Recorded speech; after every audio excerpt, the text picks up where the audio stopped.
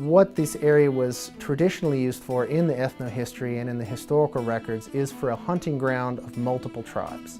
Looking at the ethnohistory, a large hunting ground for multiple tribes dovetails in with the practice of clearing the land through fire for a use. And the use that makes sense and meets with all the data points that we have is clearing for some type of hunting ground management. Well, as far as their creation and maintenance, something had to do it. We do know that when the first settlers came, fortunately, they kept some good notes, and they said, we're going to follow what the Native Americans did. We're going to burn those things every year.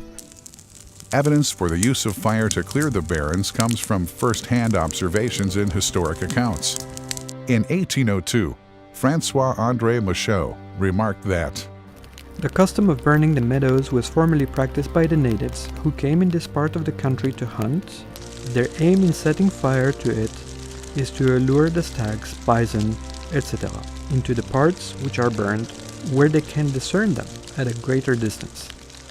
We know from early accounts by settlers like Mr. John Ross, who was one of the early settlers in Montgomery County, he directly observed Native American burning on a yearly basis. André Michaud in the late 1790s called attention to it.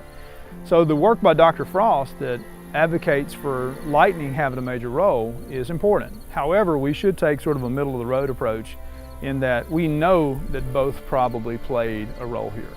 And one important thing to consider is prior to 12,500 years ago, or maybe 15,000 years ago, before Native Americans came into this region, lightning would have been the only force to keep the grasslands of the southeast open. the importance of fire in the maintenance of the barrens is undisputed. Both fires intentionally set by Native Americans and lightning fires were important for the regeneration of the grassland species. Frequent fires in the barrens prevented the growth of trees and replenished the soil with nutrients that, in turn, provided habitat for hundreds of species of plants and food for a variety of animals.